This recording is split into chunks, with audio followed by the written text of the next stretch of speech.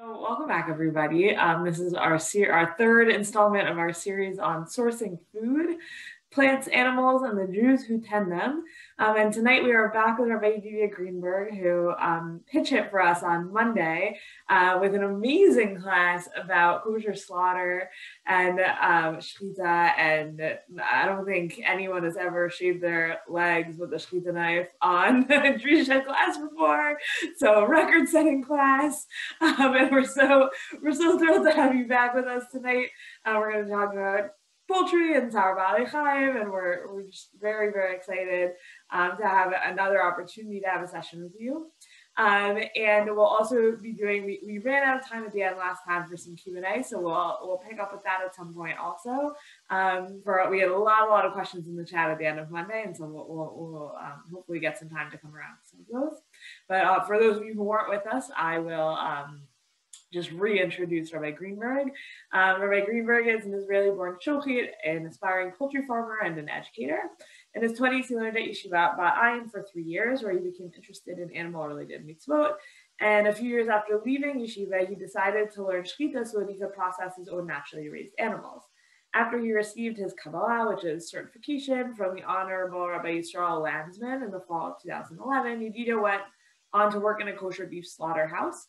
And during this time, he studied humane animal handling techniques and began teaching about Shrita and animal well-being in lots of different venues. And today, along with working to start Lab Farm, which is a forthcoming sustainable standard-bred heritage poultry farm, Rabbi Greenberg gives in-depth presentations about Shrita and provides training to a diverse range of students and institutions through his personal business called the Kosher Cut.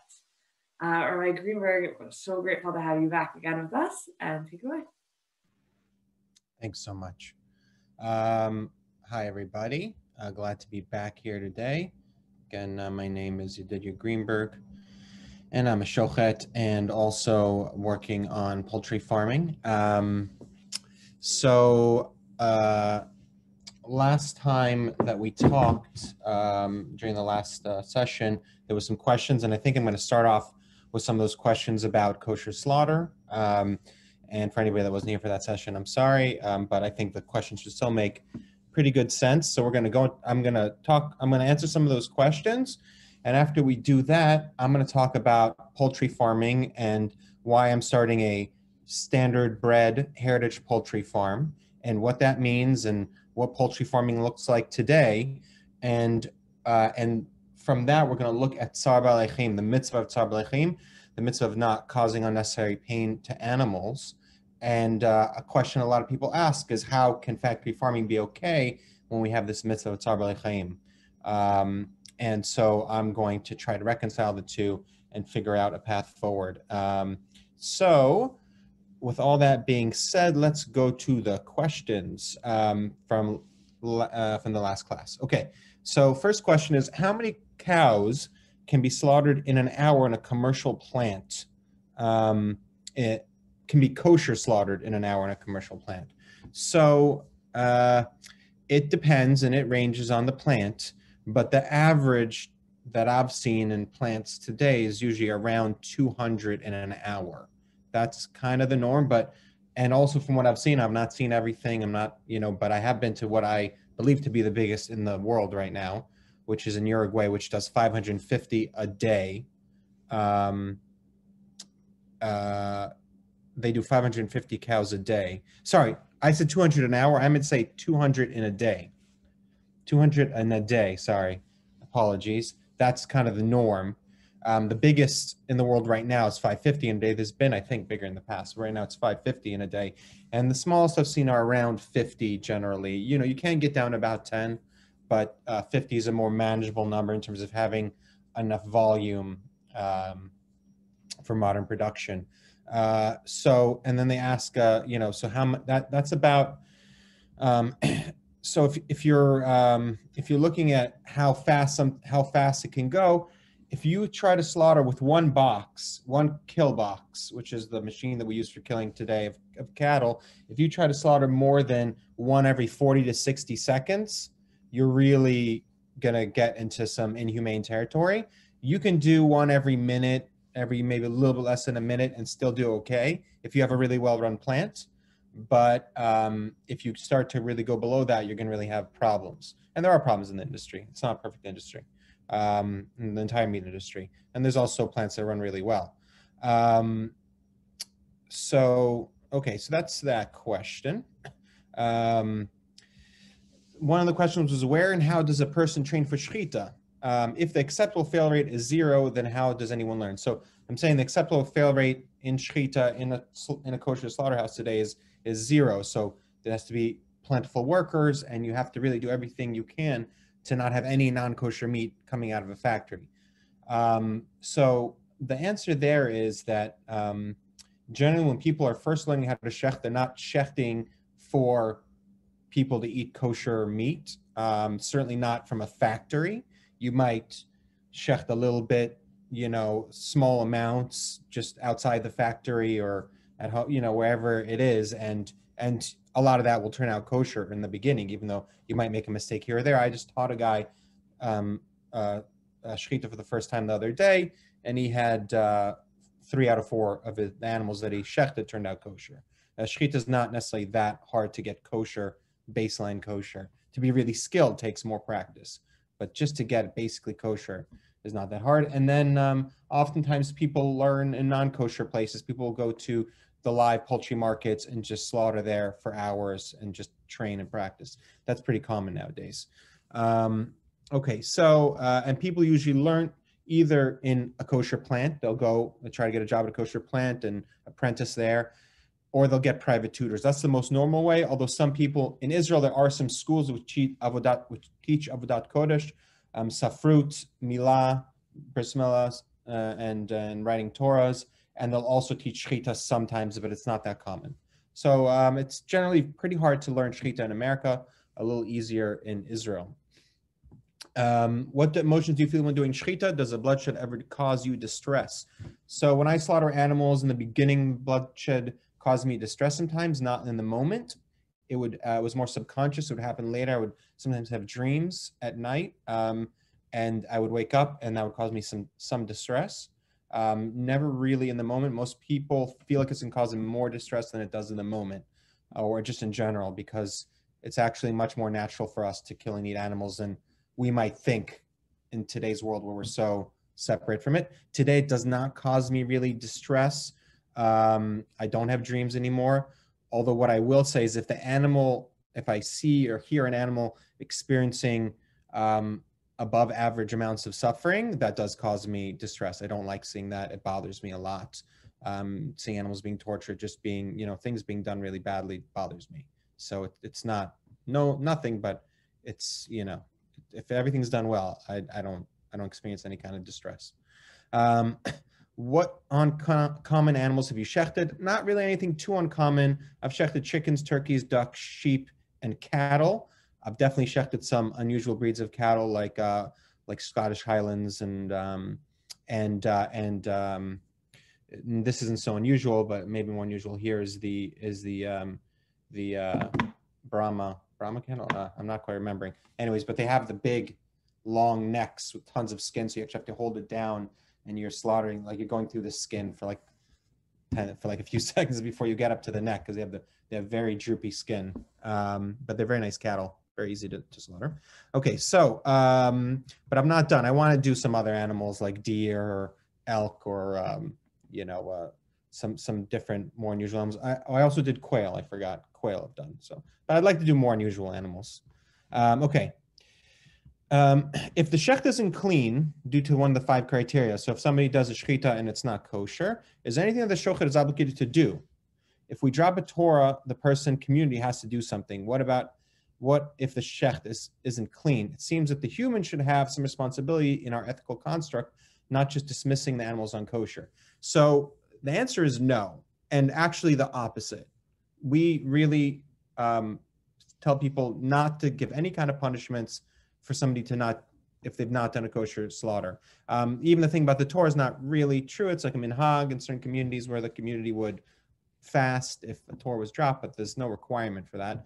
But in terms of the kosher slaughter, we don't want to give any incentive for the shochet to say that his animal was kosher when it's not. All these things that you're doing, you're not pausing, you're not stabbing in. These are things that usually only the shochet will really be aware of. So you need to have a high degree of certainty that he's not going to feel pressured to say the animal is kosher when it's not. And in that, you're not allowed to pay anybody less if the animals aren't kosher. You have to pay them the same, whether it's kosher or non-kosher, because we do not want to have any. It's very hard. There is a lot of pressure on you when you're doing kosher slaughter to get everything kosher, and you really have to have a high degree of self-control. And so we really don't want to do this. We want to do the opposite of this. We don't want to put anything on the shochet to make him feel like he needs to have things be kosher. If things aren't kosher, it's not, you're not doing anything unethical. It's just not, if you try to do it not kosher, it's unethical, but it's not unethical if you just, you made a mistake. Okay, so this was a good one that I wanted to answer. Sorry to play the MD card, but I will. Severing the esophagus and trachea will cause profound stress, but not immediate death. Severing the carotid or jugular has a high likelihood of causing unconsciousness, so there isn't stress until death. How did this fit into contemporary Shechita laws guidelines? Okay, so I'm going to answer this first part first. Severing the esophagus or trachea will cause profound stress. What I would say is that this is an assumption that this person is making, this doctor is making. Certainly, if you tell a person, and we have the knowledge of what an esophagus and trachea is, and we can see what is being done to us, and you go and you say, and then you do that, that person will experience extreme stress and trauma from having somebody cut their necks. Cows don't think about that. They think they're only experience in the moment. They live in the moment. They experience what they experience. Now they might experience stress in a slaughterhouse because they're in an unusual place. They're being held in unusual ways. But if the cut doesn't cause pain, there's no necessary reason why, or even if it causes mild pain, there's no necessary reason why cutting the neck will cause the animal to be stressed out. And this is an assumption made by a lot of the European bodies when they said, okay, kosher slaughter is definitely bad because there's nerves and there's things, but they're not really basing it on anything most of the time. They're just saying, well, in assumption, if you cut something's neck, it's going to stress it out. So it's not really true. Now, what I will say is severing the esophagus and trachea without severing the jugular, the blood veins, will cause stress eventually, because the animal's not going to bleed out, and it's going to take it a very long time to die. It could start going into shock. There could be a lot of issues. So sometimes, unusually, what can happen very unusually is blood vessels can become occluded when you cut the esophagus and trachea, and it can cause a lot of problems. But that's kind of rare. So answering the second part of the question, severing the carotid or jugular has a high likelihood of causing unconsciousness, so there isn't stress until death. And what I will say is, yes, we want to sever all the major blood vessels. The best way to ensure that happens is to make a major cut that will sever the esophagus and trachea entirely. And the point that I made during the presentation is that trying to focus on individual blood vessels will not do as good of a job as just telling the shochet to just cut the neck through. Just cut it through, sever the esophagus and trachea. It does a much better job of severing all the blood vessels than if you're just saying, okay, cut this and cut that. And the halacha focused on that, focused on make sure the esophagus and trachea are cut. There's no way to really focus to make sure all the little blood vessels are cut. There's some of the blood vessels are further in the back of the neck. They're in between the signs. It's not practical. So this idea of severing the major blood vessels as a focus of the halacha is not practical. There is discussion about severing the major blood vessels. You do want to sever them, but if you happen not to, it could still be kosher, things like that. But there's a complicated conversation. But I hope that kind of answers the question there. Okay, so what can we do to push back against the slaughtering ban spreading across Europe and help prevent additional countries from adopting similar laws?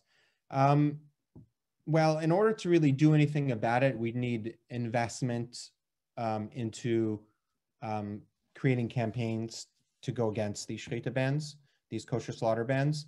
How to best angle those campaigns, where there should be just honest conversations. I feel like like we had, on Monday, or whether they need to be more strategic in trying to push a certain kind of message.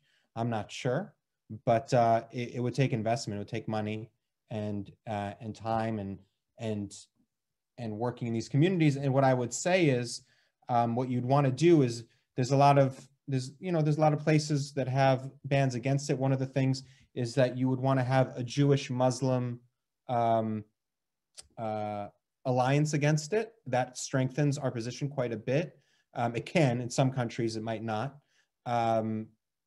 because Muslims are, in certain ways, Muslims can be more looked upon as an aggrieved group, or in society, and so they have some strength there, and then we have some strength, and just joining those forces really makes us stronger. And those bans are really, they're not just anti-Shechita, they're anti-halal, they're very much anti-Muslim, anti-Jewish, anti-anybody different kind of bans, and different weird things that we're not used to. Those are some things that would really that could really do good. And you'd have to really look at what are the best countries to look at. If we can win in one, we can't necessarily win in all the countries. A lot of people don't really care about this. A lot of these countries have small Jewish communities, but really looking at where can we really attack these bans and do the most good. And certainly if we saw any kind of growth towards that in America, we need to really fight that. But there's not really any kind of openness towards those types of bans in America, and people really see those as being anti-Semitic if they're ever kind of brought up here. So luckily we don't have that issue here right now. Okay, so there's a concept of going beyond the letter of the law. Has this been applied in kosher and to improve welfare? No, it's not really been brought about in kosher, and I think maybe we'll talk about that, in the coming presentation a little bit. The kosher industry has just gone along with the way the industry's changed. The industry has changed over the last 100 years, and kosher's just been trying to keep up, just trying to work with what's going on. There hasn't been, only in the past 10, 20 years has even really been an understanding coming to people that the factory farm industry maybe is not the most desirable kind of industry, and that we'd like to change it. And that awareness is only starting to now really come to the kosher community. In non-commercial settings, do shochtim ever use knives not specifically made for shechita? No. What you do have is knives that were not made specifically for shechita that have been modified for shechita. But we do not use swords or knives or different things. You really can't use. You have to have today what we do is we only use dedicated knives for kosher slaughter, and very specific design, very specifically made. And so if they're different, if they're coming from the commercial industry, usually you need to make some changes. Okay, so, all right. Okay, and I'll just answer this one question. This is speculative, obviously, but do you believe the animals know they are about to die? Do they have consciousness of death that you can extrapolate from their behavior? Obviously, can't ask them. Animals live in the moment, is my belief, and also from the evidence. They don't, they might understand, they don't certainly, I don't think, have death as a concept like we do at all. But I believe animals live in the moment. They're not in the slaughterhouse. They don't know they're about to die. That's also been proven through some scientific tests that cows don't behave any differently in a slaughterhouse than they do in different areas where they're being moved. They experience stress because they experience stress when you move them, and when you're moving them around in feedlots and things like that. But they don't behave any differently in a slaughterhouse. They don't know that they're about to die. If they did, they would be very scared. They do, but they experience death from things that they know. So at least they have instinct to some things like predators. They have instinct to be afraid of predators, wolves and things like that. They have, and then if they see an animal being killed violently and yelling, they will react. If they see an animal being killed and just shot in the head and they just fall, they don't react. They don't know what that is. They won't run away from that. They don't experience any excess stress. So that's hopes it gives you a good idea of that. Okay, so I'm going to now move into the presentation. And to start, I'm going to be doing, we're going to be talking first about the poultry industry a bit and what I do. So I work with a man named Frank Reese and the Good Shepherd Conservancy, Good Shepherd Poultry Ranch. And I also am working with him to start a farm here, Lev Farm on the East Coast, which will bring standard bred heritage poultry to the East Coast, to the kosher consumers and beyond. So that's a big part of what I do, other than the Shechita. And in order for you all to understand what that is, even, right, I'm going to explain about the poultry industry, the history of chickens, how we got to the industry where it is today, and to really understand it deeply. And then you can understand the change I'm trying to make.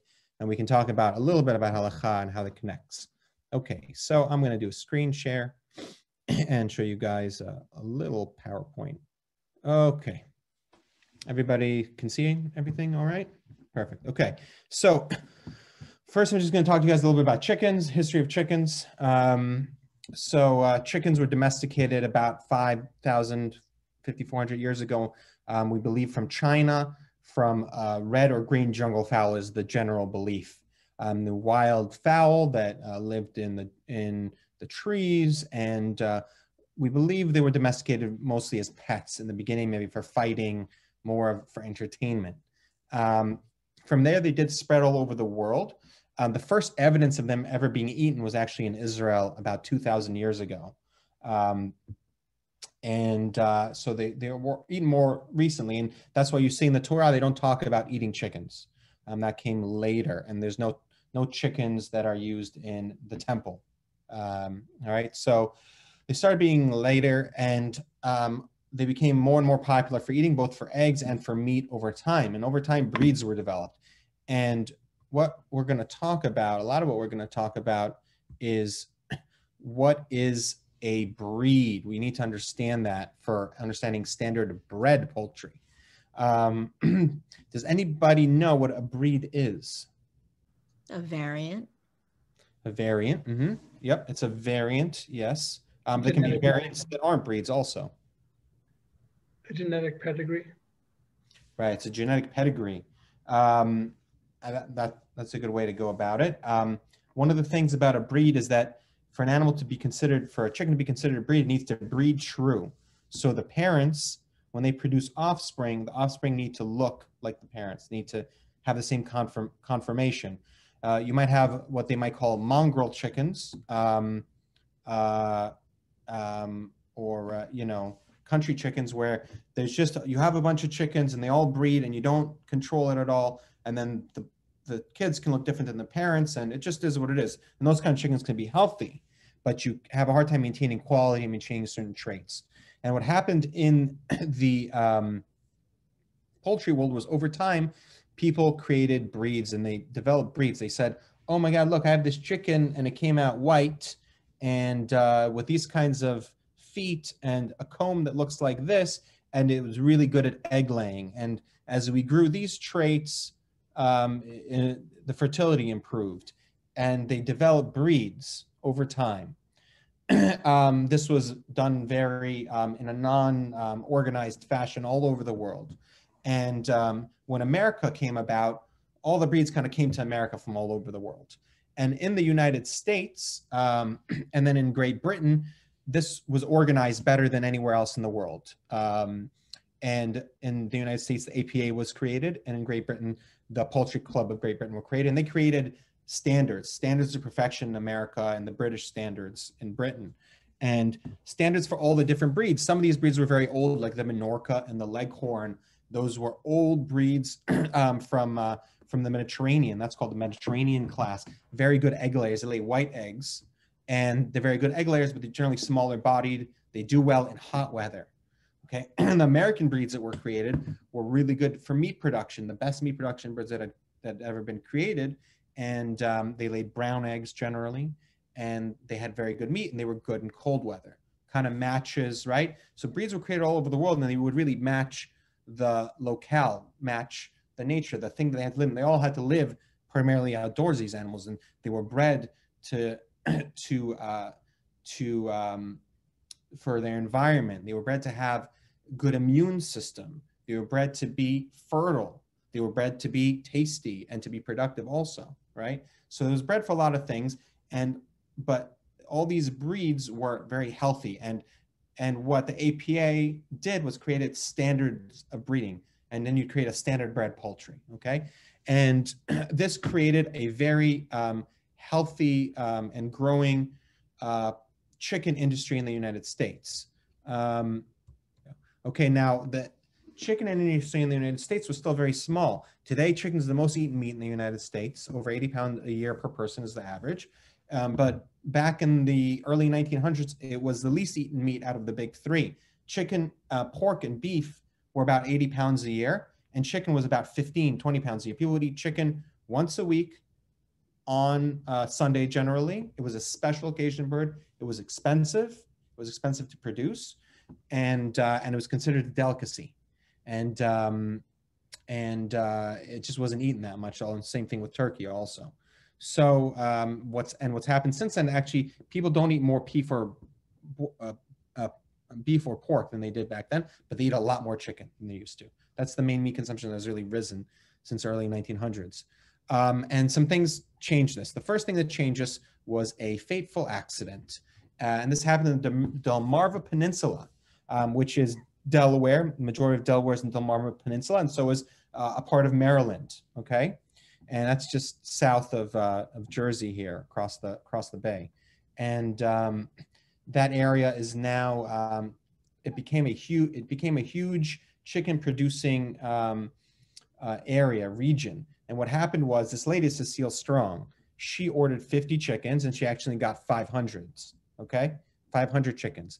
And she decided, I'm going to raise these. And there was new feeds, much better feed now that were being developed then, that were really meant to meet all the nutritional needs of the chicken. There was new medicines, and she was able to make them survive in a very small area. And she said, wow, like I can make a lot of money with this. And her business took off. She was able to sell them much cheaper and beat up all the competition. And her business grew and grew and grew, and it became incredibly successful. And then the whole area, the whole Delmarva, just started raising all these chickens in that way, and it spread throughout. And this was really actually the beginning of factory farming. This really started, the whole factory farm system came from this. So it all started with chickens. And they were just able to produce food in a much cheaper manner than had ever been produced before. Now, that was the first kind of thing, but still it only increased chicken. It was increasing it, but only increasing it so much. And what really got it going started with something called the Chicken of Tomorrow contest, which happened in 1948. And also there was a second contest in 1950. They asked breeders all over the country, we want to breed a bigger, better chicken that grows faster, on less feed, has bigger breasts. We want to grow the chicken of the future, the super chicken, right? And this contest was sponsored by USDA, and it was a big deal. And two winners came. The first year, the Plymouth Rock and the Cornish. So the Cornish is an old British breed, and it's very slow growing. It has a little bit bigger breast. It does not lay many eggs. It's not a very productive breed. And this is not the Cornish hen. Cornish hen is just a marketing term, you know, so don't get confused with that. This is the traditional standard bred Cornish, okay? But what it did, it had a little bigger breast, and when it was crossed with the Plymouth Rock, this is an F1 cross, okay? When you have two pure breeds and you cross them together, it's called an F1 hybrid, okay? It's still a very healthy bird, F1 hybrid. There's nothing wrong with it. It gets a little bit of vigor. It had a little bit bigger breast, had good conformation, very good quality meat, and it won the first Chicken of Tomorrow contest. After that, later, the New Hampshire, which was a slightly faster growing American breed, that was also very good, very healthy, was crossed with the Cornish. It won the second Chicken of Tomorrow contest. And these contests were won by two breeding companies that are still here today. Cobb, which is the biggest, one of the two big companies, and the other one is Ross Vantris. And that now has become Aviagen. And today, those two companies, Aviagen and Ross, they control pretty much all the poultry genetics in the world of all the hybrid chickens in the world. And that includes over 9 billion broilers raised in the United States each year, okay? These are huge companies. Monsanto got nothing on these companies, okay? These companies have huge amounts of control over the industry, and this is how they did it. At first, they just created this F1 hybrid, okay? That's not such a big deal, right? That's normal. But later, what they found was, they were doing feed experiments, okay? on Leghorn chickens. The Leghorn, remember, is the egg-laying breed. It's very small. It's scrawny. It doesn't have good meat, okay, but it's good at egg laying. But they were doing these feed experiments, and they found there was a chicken that was born obese. It was an obese dwarf. It was a mutation. Now, there's lots of mutations in birds when you're breeding birds. Some of them are good, some of them are bad. You can have mutations. It has a different feather color, lays more eggs. All different things can happen. But you can have these mutations which are not so healthy. And what they had was an obese chicken that was born. And you can see that on the left. And it was fat, and it grew fast, but it died. It died very fast also. It was not a viable bird. And these were called obese lines, okay? But they thought, you know what, this chicken grows really fast on little feed. And it had some hypothyroidism, it had some conditions it may do. They said, but if we can isolate a smaller percentage of this mutation and breed it into our lines of birds, we could make the super chicken. And that is what they did, okay?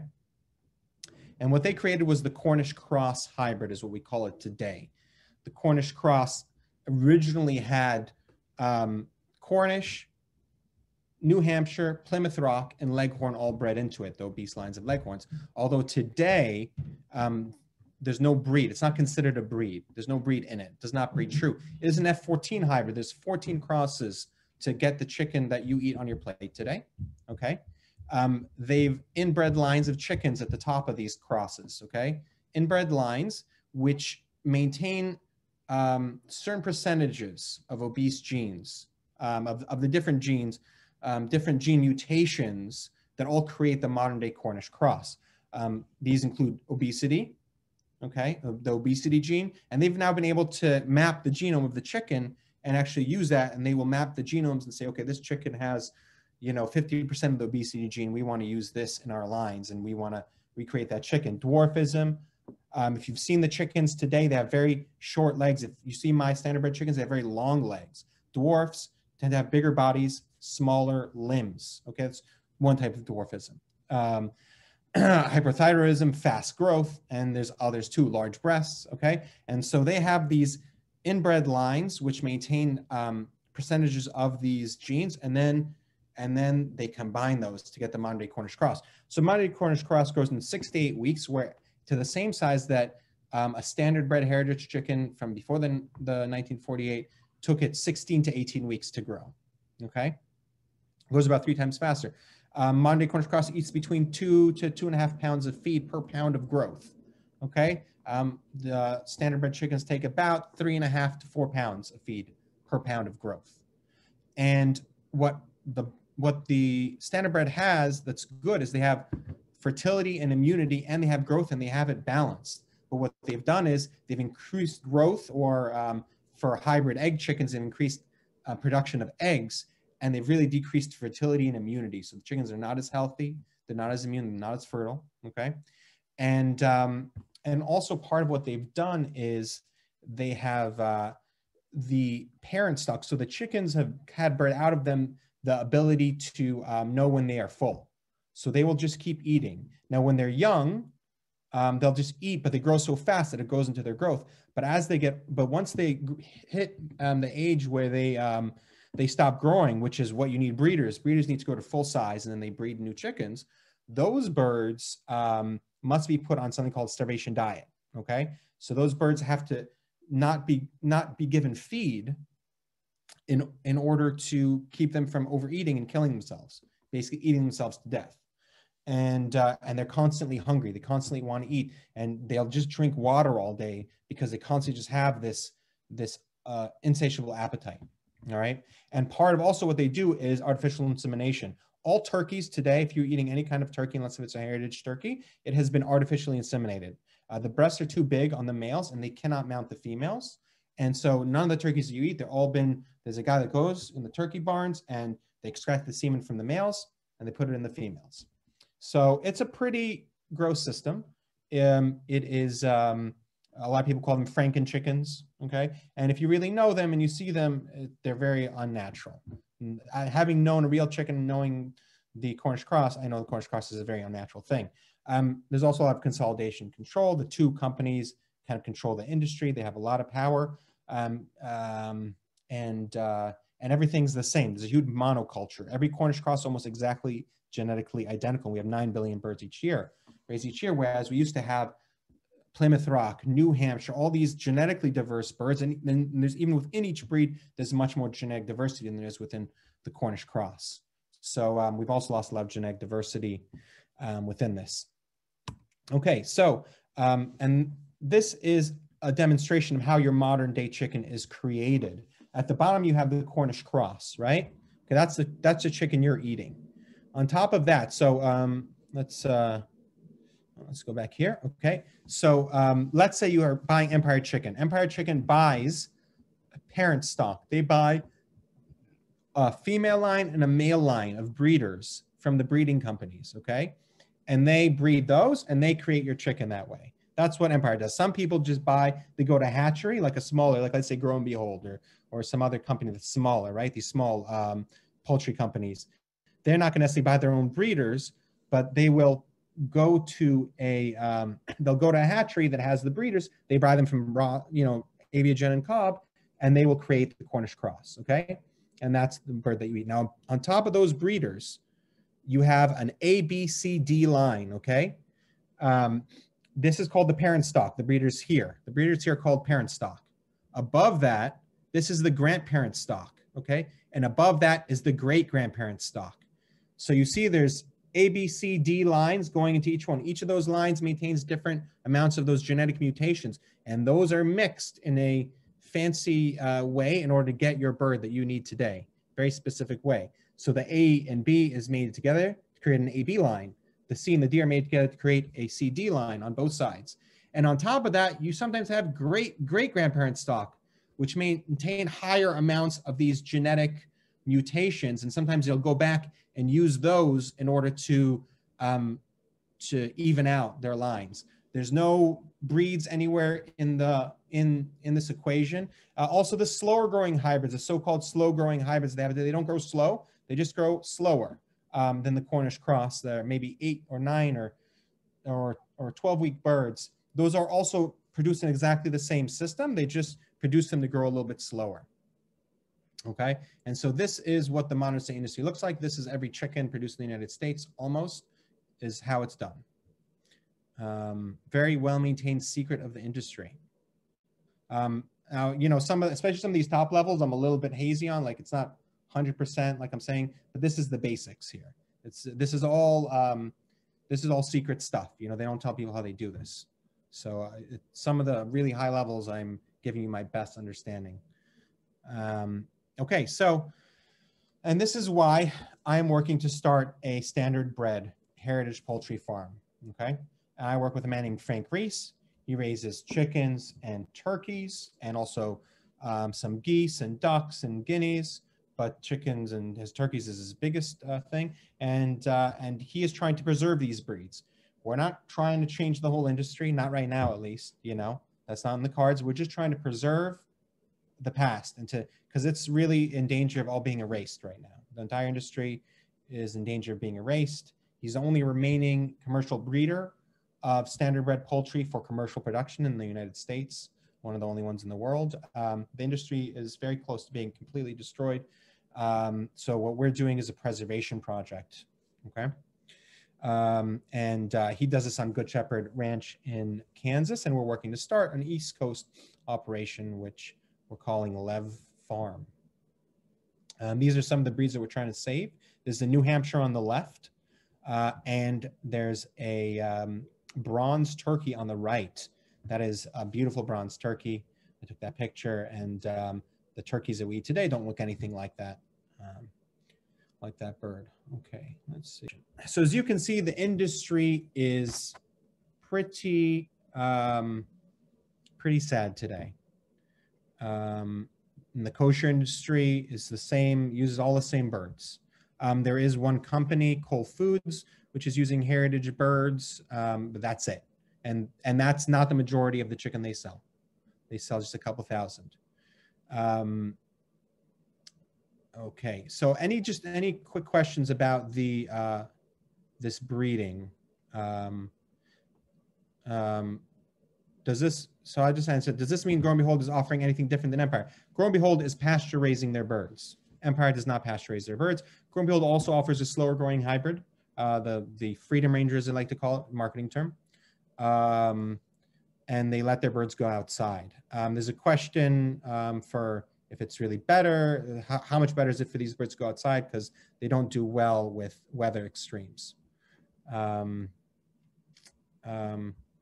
those turkeys wild in New England? Are they in fact endangered? Bronze turkeys are not wild. They were derived from wild populations, but that's not turkey. The bronze turkey today is different than the wild populations, much better meat quality than wild turkeys. If anybody has any other questions, I've had occasional problems with even with Freedom Rangers putting on too much weight too fast and not being healthy. So I guess somebody that's farming Freedom Rangers had problems. Yes, the Freedom Rangers also, they're not healthy. It's not a healthy system. It's not a natural system. No, these birds aren't natural. They shouldn't be called organic, in my opinion. That's just organic feed. They're the farthest thing from organic I've ever seen.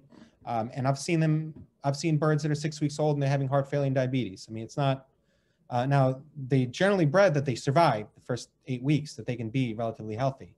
But after, they really start to go downhill pretty soon after that.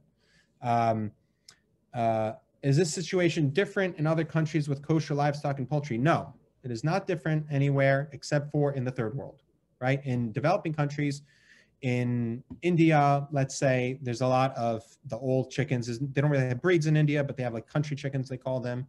And about half the about half the industry is the old industry and half's the new industry. And they're trying to push out the old industry. They're trying in Africa. And is it also to crossbreed? It's also to crossbreed if you're going to create an infertile offspring, but that's not what they're doing in these situations. They're not creating infertile offspring. It's fine to crossbreed different breeds of animals. You can't crossbreed different species. That's not what they're doing. Okay, so as we can see, it's a system that maybe we don't like so much. It's incredible amount of suffering within the system. Every bird has pain walking. They have increased rates of heart failure, and they're just pathetic and they're sad. You see them, my opinion, they're pathetic and sad birds. When they're out in the heat, they're just struggling to walk. And the kosher, right? So what a lot of the questions I get looking at the magnitude of this and how terrible this situation is with these birds, people say, how can this be kosher? Isn't it Tsar Balachim? Isn't this against Tsar Balachim? Isn't this against the rules of causing unnecessary pain to animals? So we're going to look a little bit at that mitzvah. I'll try to do as much of the sources as I can. I'm not going to have time for everything, but we're going to look at it a bit and just try to talk about it and see where we get. Okay, so we're going to look a little bit at this mitzvah. All right, I'm going to share the handout here. And okay, everybody sees the handout? Okay, good, very good. All right, so Tzar B'lei Chaim, Sefer Chinuch, book, important book, halachic book, okay, says, V'od nomar betam hashchita min hatzavar b'sakin baduk, kadei shelo nitzaer b'alei chaim yoter midai, ki haTorah hatiran la'adam le'malato la'zon, mehem v'lechol tzarcha v'lo le'tzaran chinam. Okay, and we can say the reason for slaughter from the check knife, for Shechita, right, is in order that we don't cause too much pain to living beings. As the Torah only permitted man, due to his status that we are in the hierarchy on a higher level than the animals, okay, to derive nourishment from them. We have a right to derive nourishment from them for all our needs, but not to cause them pain for no reason, okay? So we can see here we're allowed to cause animals pain and suffering, but there has to be a human need for it, okay? And then this is, we don't have a lot of time, so I'm just gonna go to the Hebrew. First, to the English, okay? Now, next is from Sefer Tzar B'lei Chaim. I'm gonna bring a lot from this Sefer. It's a book which is just about the mitzvah of Tzar B'lei Chaim, about not causing unnecessary pain to animals. It's a huge book all about all different things. And it brings just a lot of the sources, and I'm going to bring just some things from that book, okay? First, we must say there is no clear source for the mitzvah of Tzar B'lei Chaim in the Torah. There's nowhere where it says Tzar B'lei Chaim in the Torah that this is not allowed. It doesn't, or in the Mishnah or in the Gemara. There's nowhere that says exactly where it's from. Therefore, the Rishonim disagreed on the matter. The Rishonim, the first of the large halachic commentators disagreed on exactly where we get from the Torah, where we get Tzar B'alei Chaim from. Okay, there is sources brought in the Gemara, but there's no agreement upon where it came from in the end of that discussion. It's in Bava Metzias, if anybody's ever interested in it, and brought several different sources for the prohibition, and these are them. So these are some of the most influential halachic thinkers where they've brought sources of where we learn Tzar B'alei Chaim from. We learn this from the Mitzvah of Prika. This is the mitzvah that says if an animal has a load on it and it falls, it can't carry the load, you have to go and help that animal. You have to take the load off the animal in order to lighten its burden, okay? We learn this from the prohibition of muzzling. So there's a prohibition against muzzling animals while they're working. So this would be like animals which thresh a field, which was not done by tractors, but then it was done by animals. You can't muzzle them while they work, which keeps them from eating the food. Otherwise they might eat your stuff. They're saying, you have to let them eat your stuff. You can't muzzle them. We learn this from the claim against Bilam. So an angel, Bilam, in the story in the Torah where he hit a donkey, and the angel said, it's bad, you shouldn't do that. We learned from there, okay? We learned this from the miracle which provided water for the flocks in the cities. I'm just forgetting exactly where this came from. I looked at it earlier, but I'm forgetting it. But there was miracles which was providing water for the people, but it also provide. Oh, that's right. In Mitzrayim, when they had the blood, it provided water for people and for the animals, not just for the Jewish people. And so this is another place where the saying we learn from. And we learn this from the pasuk, and his mercies and all his creations. V'rachamav al kol ma'asav, which is from Tehillim, which is from Ashrei, right? V'rachamav al kol ma'asav. Okay. Tov Hashem lakol v'rachamav al kol ma'asav. God is good to all, and his mercy or his compassion is on all his creatures. And Rikva says this is halacha Moshe Misinai. It's halacha Moshe Misinai that you're not allowed to cause animal suffering for no reason. All right. So I think when you look at these sources, first they bring in some very some things where you really have to sacrifice for animals. There's things that are really that are really inconvenient, and they're bringing really strong ideas of having to be kind to animals. There's other places where it talks about not castrating animals. If you know anything about modern agriculture, castration is a really big part of agriculture, and it's a really inconvenience to not castrate. And so the Torah brings down a lot of things which are very inconvenient, which are hard to do, that it's really pushing us to treat animals better. But at the same time, it also emphasizes the needs of man quite a bit. And when you look at the halachot of Tzar B'alei Chaim, needs of man are very, very, are pushed very strongly. And it says that anything, Jimmy, so we can see here, if we look at Shulchan Aruch, the Ramah and Shulchan Aruch in Eben Ezer 514, he says, there's a discussion about Tzar B'alei Chaim, about some different things, and Ramah brings in, and this is brought a lot in the sources, Kol davar tzarich lerefuah u'l'shar dvarim leit bei mishum isur tzar b'alei chaim. Anything which we need for healing, medical purposes, or for any other thing that we need, that's human needs, right? There is no concern about the isur, about tzar b'alei chaim in it. You don't have to worry. If you're doing it for any kind of human need, you don't have to worry about tzar b'alei chaim. Okay, so what we can see is, as we look at actually the situations when this is brought down into the world, the Torah sets this really grand ambition, but when it's actually brought into the world, we see it's very, very, very the ambition is really brought down to earth, and it's very, very lenient on these things. So here we have also from Sefer Tzar B'alei Chaim, Tzar B'alei Chaim mutar l'tzorech adam. Tzar B'alei Chaim is allowed for the needs of man. Kegon l'tzarech refuah, for things like healing, avodah, work, the kavod, even kavod, right? Even just so you could have some honor. Like, let's say wearing a shtreimel on Shabbat, right? That's kavod. It's a beautiful thing. Maybe the fox has to suffer, but even that is acceptable because you're giving somebody a beautiful garment. All right. So really taking the needs of man very, very is very important. Okay. Ulam yeshnam asuvrim shalohu tartza b'lechem letzorach ravach mamon or leta'anug v'shashua ba'alma. Now we're seeing, but there is some limits here.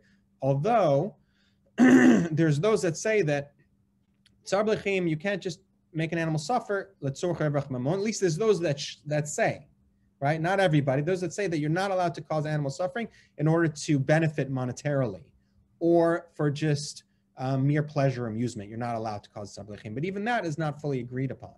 So we can see that it's going down, right? We're saying, oh, a lot of things kind of are allowed. The grand ambition of the Torah is maybe not so much, doesn't translate into the real world so well, or so strictly, let's say. Okay, and so, and then what we can see later in the Sefer Tzar B'alei Chaim, what he says just a little bit later is, Ad kol ra'ini shutat tzar b'alei chaim letzorech chayuno le'adam ke'achila charishav metziat masot. We know that tzar b'alei chaim is allowed for eating, for carrying things, and all those types of normal things.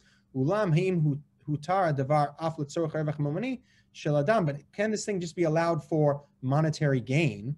Nachlaku b'zeh poskim. The poskim had his disagreement in there. And I'm not going to go into all the disagreement because there's way too much. We're not going to have time. But ulam, although rubam machriya shel poskim, noktim shetzar b'lechim mutar af letzorech revach mamon. However, the majority of poskim assert that tzar b'lechim is allowed for financial gain. Okay, so there is some disagreement, but pretty much everybody in the end agrees that it is allowed for financial gain. I mean, not everybody, but the majority of them. And the modern day thing today is that you are allowed for financial gain. Now, I think this is oftentimes really the correct approach. If you were to say it's not allowed for financial gain, I mean, there's all the time things you have to do in order to make an operation just feasible, and it's going to cause them suffering. And you're going to have a balance there. Even if you want to treat the animal really kindly, you're going to have to make sacrifices in order to make it feasible, to make yourself just be able to live. And especially back when these laws were written, this was, people could barely survive. This is not something where you can just say you can't have financial gain if you're going to cause an animal suffering. Maybe it doesn't get fully to the nuances here, but ultimately I think this is probably the right approach, that you do need to be able to have financial gain from animal suffering. I mean, certainly things like animal testing are allowed, and eating animals, killing them for food is allowed, even though it's agreed upon that causes suffering. Now, but let's go even a level deeper, right? So we're going to something like foie gras, right? Which is force feeding of ducks and geese. We're going to really things which are considered pretty cruel in the world, right? What we do know is that you can't just like hit an animal for no reason just because you feel like it, just because you want to be mean. That is definitely not allowed, right? That is definitely tzar b'alei chaim. So from what we see now, is animal cruelty is tzar b'alei chaim. But it's foie gras, which is pretty widely considered cruel, and it's just really making the meat maybe better or just improving the taste. Is that really allowed? So let's see what some things that are brought here in Sefer Tzar B'alei Chaim. And there's some discussion here before this about foie gras, and it was very long. So I just kind of took here to what he says in the end about it, and therefore we can't establish that there's no suffering for these ducks and geese and stuff like that in our days. I'll call panim anyways. Even if they have tsar, even though we say, even though they have tsar, they have suffering, we know that tsar b'alei is allowed for the needs of man. As long as it's not like mamish, like a totally cruel thing that he's doing. And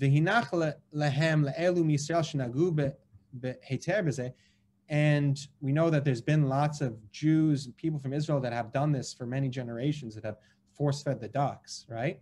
That we have to acknowledge that. But and even though we are worried that there might be treifot in these animals, katav, it was written, sheyesh laniach lenohagim, I don't know, Hatzalach, I forget who that is, but this halachic opinion wrote, sheyesh laniach lenohagim lehakel bezeh. And there is to let the people that do this there is to be makel on them to say, okay, do it. I'm not saying we love it. It does seem to be kind of like, okay, you're kind of crossing a line, but we're still going to say, okay, you know what? You can do it if you really want. And we'll see more about this soon, okay? So even something like foie gras, okay, we don't really like it, but you know what? It's not tzar chaim. You're doing it in order to make the meat better. Maybe it makes you money, okay? You know what? It's still allowed, okay? Maybe we don't love it, but still allowed. Veal, similar thing is said with veal. This is from Agorot Moshe, from Moshe Feinstein's tshuva. Oftentimes people say, he said it's not allowed. He didn't really say that. He said, Ana al-kach b'shot tzuvot Agorot Moshe. And he answered about veal in his book of Shelot Tshuvot, Moshe Feinstein. Sheba'alei nefesh ein lehem lechol klal mi'agalim ke'elu. That a baal nefesh, somebody that's really careful, that's really trying to be on a high level, should not eat from veal that have been, he's talking about veal that have been mistreated, not just young cattle. Veal that have really been mistreated, they've been kept in the cages, and it's made their meat white. Even after they've been checked really closely that they're not treif, because most of them turn out treif because of all the bad conditions they're raised in. But he did say that if somebody actually raises these animals, they are trespassing on tzar b'leachim. So he's even saying you might trespass on tzar b'leachim by doing something, but the person who eats it's not necessarily trespassing. Okay, so the main thing here is that, and what is he saying actually? And even though tzar b'leachim is allowed for tzorech adam, that raising animals in this way is asur, like a Jew shouldn't do it at least, because of achzariyut, because it's cruel, okay? So we're kind of getting to, okay, it's really cruel, but they're still not allowed, right? So what we can see from tzar b'leachim is it gives a lot of leniency towards what I would say are cruel practices in the industry. And this is not even to get into like, producing fast-growing chickens, which lowers their price significantly and makes them much more affordable for needy consumers, people that don't have money. They have 10 kids and need to feed them all. I mean, that's really hard, you know?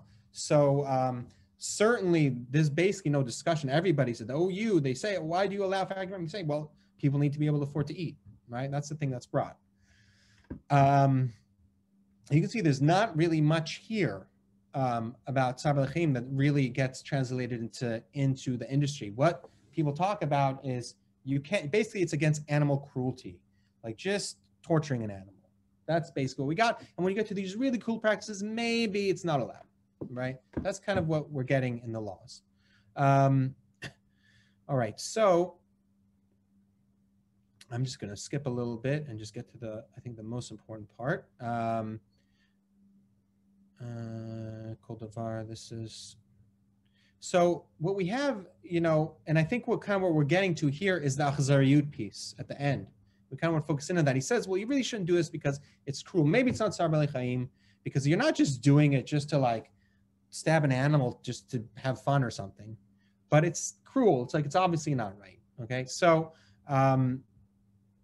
we have here if we go back to the Ramah, let's go over here, right? We go back to this Ramah.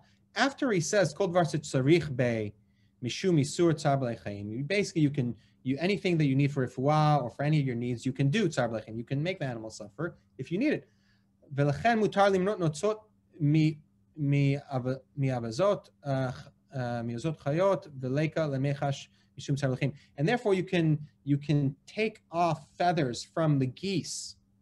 I mean, you don't have to worry about tzar b'leachim. Now, why would they take, from what they've seen the sources, why would they take feathers off the geese? Is so they would grow fatter in the winter. So they would grow fatter. They'd have to grow more fat. They wouldn't have as much feather cover. Saying even for that, just to improve the flavor of the meat, you can do it, okay? Nevertheless, right? Anyways, we don't do it because it's cruel, because it's a really horrible thing to do to animals. So we're kind of getting to this achzariyut, saying, okay, even though maybe tzar b'leachim doesn't really protect against practices in farming, we do have to think about achzariyut, about just being cruel, and that's not right. And I think that's kind of where we get to the key about this, is that we we don't want to have achzarut, but what do we want to have? We want to have compassion for all. Okay, but what does that mean, having compassion for all? One of the things I think to look at is Bereshit. And it says here, and God said, let's make man in our image after our likeness. They shall rule the fish of the sea, the birds of the sky, the cattle, the whole earth, and all the creeping things that creep on it, right? Man is at the top of the world. He will rule over the world. That is our place. That's where God put us. That's what I believe. I disagree with the vegans on this. I do not think that we are equal in anything. I think God put us here to be the ruler at the top of the world. That doesn't mean that we could be cruel and horrible and destroy the world, but that is our place, and we have to think from within that place. And if we don't, then we actually will ruin society. We will destroy society. We'll destroy ourselves because we don't understand where we are. Okay. And God created man in his image. In the image of God, he created him, male and female, he created them. God created man in his image. Just like God created a way for animals to adjust to their environment, to be healthy, to be fertile, so should we do that. But now what we've done is we've created animals which are sick, so we can have cheaper meat. Now, cheaper meat helps some people, but ultimately we're creating animals that are sick, that are suffering. And I don't think this is something that God does. All right. I'm going to go to the next piece here. And what is the Rambam's, here in the Rambam, we bring another mitzvah, okay, that I think is very important. Ve'alachta b'drachav. And you should go in God's ways. You should be like God. And even it is said, and thou shalt walk in his ways. And explaining this commandment, the sages taught us. Thus, this is from the Rambam. Even as he is called gracious, be thou gracious. Even as he is called merciful, be thou merciful. Even as he is called holy, be thou holy. Just like God is gracious, we should be gracious. We should have mercy like God. And what do we know about God from this thing that's brought for Tzar B'alei Chaim, the source? V'rachamav kol masab. His mercy is on all his works, okay? And what does that mean? That means we need to have mercy on animals. That's one piece, right? Just like God has mercy on animals and all his works, we need to have mercy on animals. But it doesn't just include animals, it also includes people. And if we say, oh, this industry is terrible, humans are disgusting, we should all, and what we did is terrible. That's a lot of the vegan line, is humans are so evil and they've killed animals for food and it's just an evil thing. We don't think that way, and that's the wrong way to think about it. Humans are not evil for doing this. And even this system, right, this whole crazy system that we've created with F-14 hybrids and animals being artificially inseminated, and it's a horrible system. But you know what? There's very poor people that are really benefiting from having more affordable meat. I would like to see really healthy meat that comes from happy animals that are healthy, being also affordable to these poor people. And I think it could be. And there is a thing that, the factory farm meat, this meat is so rare now, it's become very expensive. It could be closer and it could be more affordable for them, the more expensive meat. I don't think it has to be this way. But at the same time, it's not fair for us to say, you know what, you're sinful. You're a sinful person because you don't, and you trespass on Tzar B'alei Chaim because you don't eat the meat that I can afford that is so nice, that animals are treated so well. It's very, very, it's very arrogant of us to think that way, especially rich people, especially when, you go into poor communities, and we can't do that. And so that's why Judaism does not let us do that. Judaism says, no, humans come first. Humans are not sinful for mistreating animals, but we should work on this. We should get better. We should have mercy on all our works. And that's my thing, is let's try to go in a better direction. Let's try to take the achzariyut out of the agricultural system. We all share in this. Most of us are going to go and they're going to eat chicken again from the system now after this talk. I still eat chicken from the system sometimes. Okay. It's not easy, and we all, even the rich people, they are living in the system. It's hard. The other stuff isn't available. It's not everybody. We need to have mercy on everybody in this, but hey, let's try to do a little better. So in terms of that, I'll just go really quick. A couple of things here. So there's 9 billion broilers, 9+ billion broilers in the United States each year, 340 million layers. There's pigs, there's dairy, there's beef, there's veal, and there's all kinds of huge welfare issues and all these things. I think a lot of cruelty inherent to these systems, the way that we've built them. And almost everybody here will go back and eat from these systems again after this thing.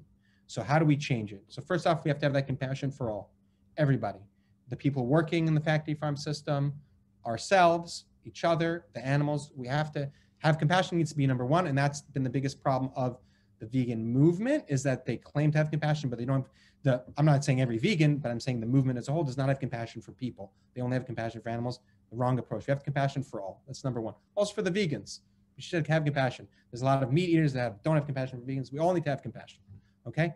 Understanding one piece here is that people want to say, no, we should say Tzar B'alei Chaim, it's against it, and the rabbi should make a thing and say, you can't eat any factory farm meat. It's not going to work. It doesn't work that way. This is a huge system. There's 9 billion. There's a whole industry. There's hundreds of thousands of people working in this. There's people relying on this for the thing. It doesn't work. It's never going to happen, and it wouldn't be right. It wouldn't be right to the people that can't afford it, and it wouldn't be right to the people working in the industry. It wouldn't be right for anybody, and it wouldn't work, and it wouldn't be accepted. There's something the rabbis say, you can't make a gzera that the kal cannot stand with. You can't make a gzera that the community can't hold. You can't make that gzera. It's just not going to work. We have to understand the industry. Understanding this, most people don't understand the poultry industry. I just hopefully you understand the poultry industry better now. If you don't understand the problems, you're not going to be able to. Not going to be able to change it. We have to understand the consumer. All right. Understanding how can we get these more expensive things to sell and grow, and then we need to invest our money, whether it's just buying something or whether you're an investor and you can invest in like a great business that will create these better products. The main thing is these products just aren't available to people. So we really have to invest resources. I see so many building of Jewish community centers and this and that, and so many millions and millions, $20 million, $50 million shuls being built, $1 million to a few $1 million for a slaughterhouse could change the world in such a huge manner in terms of these things. We need to also think about, in my opinion, think about these within our investing and where we're putting our resources. And the change needs to be grassroots, bottom up. The government's not going to save us. The government can't tell everybody that you have to eat meat that you can't afford and that we have no system for.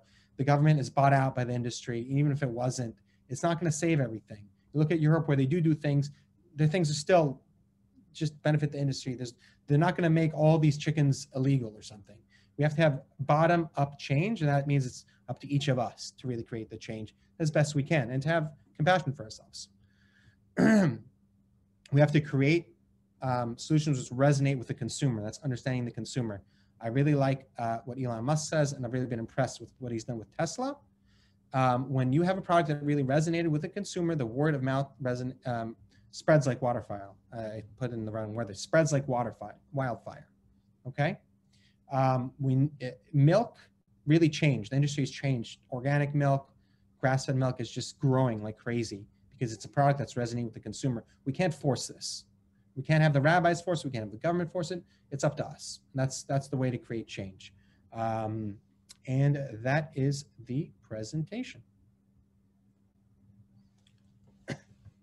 Okay, I think there is a few questions here I'll answer, and if anybody has other ones, I can come in. Completely random, I read the country that consumes the most turkey is Israel. Yes, that's true. They consume the most turkey per capita.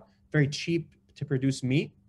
Obviously, it's not heritage, it's modern industrial, and that's really why it became so popular there. Israel, you know, people don't have as much money as they do here, and they appreciate that. Okay, how does the meat bird industry compare to the layer industry as far as breeding? It's the same basic thing, but they're breeding for heavy laying, and there are problems, but the birds live longer. They live a year or two.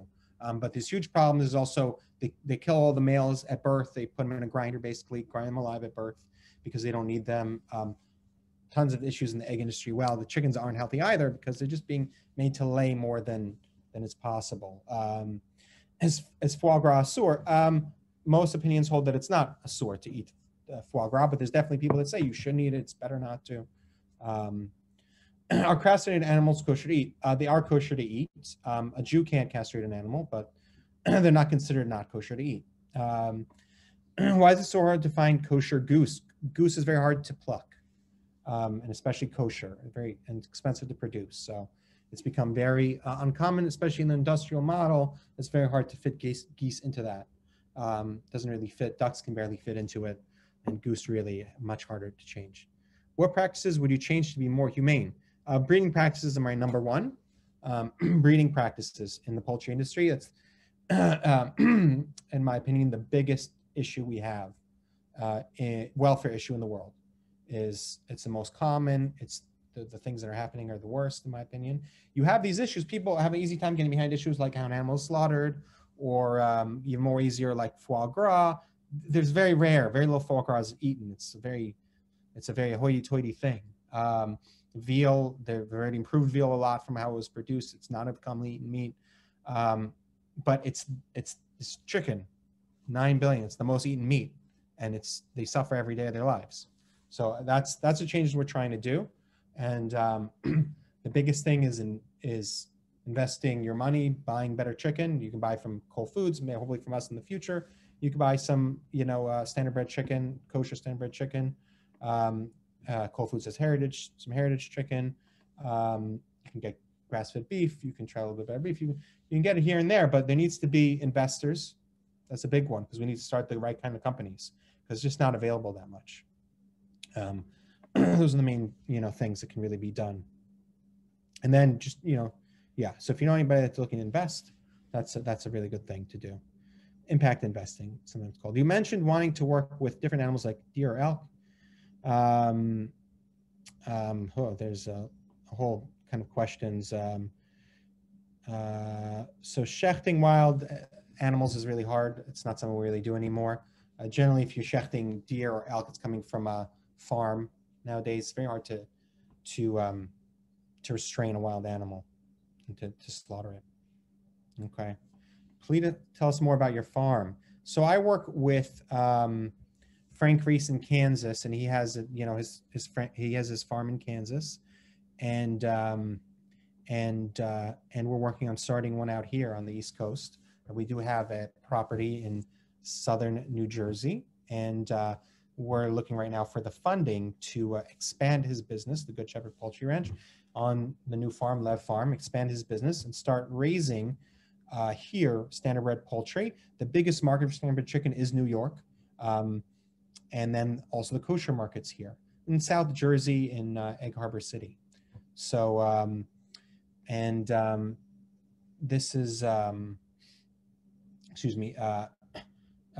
this is the biggest market, so we want to expand it, but we do need the investors. So if you know anybody that's looking to invest in an amazing opportunity, the next Tyson of the world, but ethical, please let me know.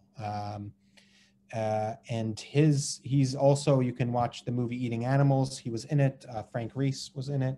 He was the star of the movie, and he's been on Martha Stewart's show and some different things. And you can find him in the book Eating Animals as well. And he's had success, but we need to grow. But we really need investors to grow, investors that are willing to take a chance, but in something that has huge potential. So that's a little bit about the farm. So we're working on getting it built here and raising his animals, pasture raised on the farm, standard animals, making them available to the small farmers on the East Coast, getting them into the farmers markets, and really changing the industry. That's kind of what we're trying to do. Okay, how do kosher slaughterhouses deal with things like mad cow disease? Mad cow disease, the American government's done a lot of things to deal with that. They check animals before slaughter if they're showing any kind of signs, and they don't allow eating of brains anymore in the United States. You can't get cow brains. I think that's not necessary, but that's what they've done, so people can't get it. I don't think it's necessary. I think they could do other things, and there hasn't been mad cow disease in a long time in the United States, thank God. All right, that's about all the questions I've seen. Anybody has anything else? I can keep answering questions, or we can finish up here. Okay, what is the largest cost aside from land? Are you planning on your own slaughterhouse? Land is not really the biggest cost. The biggest cost is the infrastructure, the poultry barns, and the hatchery, building and hatching your own animals, and the infrastructure, the electric, gas, everything that you need to do. A breeding operation is not like these pastured where they pushing around a tractor and buying from a large hatchery, factory farm chicks, which is what most pasture operations do. That's what they're relegated to. They can't really do much more. A breeding operation is more intensive. You have to have the animals year round. You have to keep their houses heated, and you have to hatch. And so the hatchery is also expensive. So, okay, jewishveg.org. This is a resource on Jewish vegetarians for those who are interested. Shalom all. Yeah, so JewishVeg.org is a Jewish vegetarian organization. I'm not a fan. I think they push a lot of lies about Judaism, is my opinion. They say on the website that that causing animal suffering is not allowed. I contacted them, is not allowed according to Tzad. I contacted them and said, that's not true. Look at the sources. It's obviously not true. They said, well, because people don't need to eat meat today, that is true today. I said, well, at least you could say, but we hold, you are allowed to cause animal suffering for human benefit, but meat isn't needed. They could have said the whole thing out and given their argument, but they didn't even do that. And they didn't want to. And it's just not true. And also the opinion, Jewish opinion is people do need to eat meat. That's my opinion in terms of health, that meat is needed. But, you know, to each his own, you know, they're allowed to their opinion, but I just say I'm not a fan. What happened to kosher bison slaughter? Bison are very hard to hold. They're very hard to hold for Shechita. And I've heard that they die slowly. They don't die well. So I don't know if they can really be shechted humanely or not. But I do have a theory that if you shecht it really well, high up, certain practices you can do to make a shechita faster, better, they could die in a reasonable amount of time. I'd have to have bison to investigate to do that. They were doing it in Minnesota, but Noah's Ark moved their plants to plant in Nebraska, and that plant can't handle bison. So they basically stopped doing it, and you can't get bison meat anymore that's kosher. But they do now from that Nebraska plant export meat to Israel. America started, that's the only plant in America that exports beef to Israel. Didn't used to happen. All right. Okay. All right, thank you so much for coming. We really have learned so much from your Torah in the over the past week, and it's been just such a pleasure. So on behalf of Drisha, we just wanted to thank you again for bringing your Torah and making this week so incredible as it's been so far.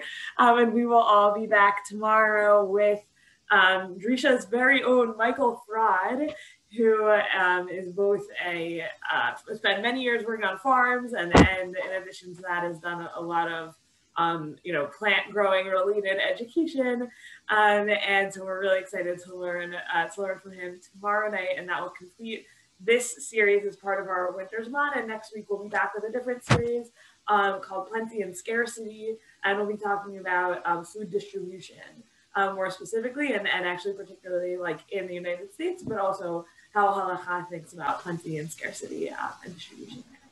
So we look forward to continue learning with you, and thank you all so much for coming. Have a wonderful evening. Thank you so much. Thank you. You too. Bye.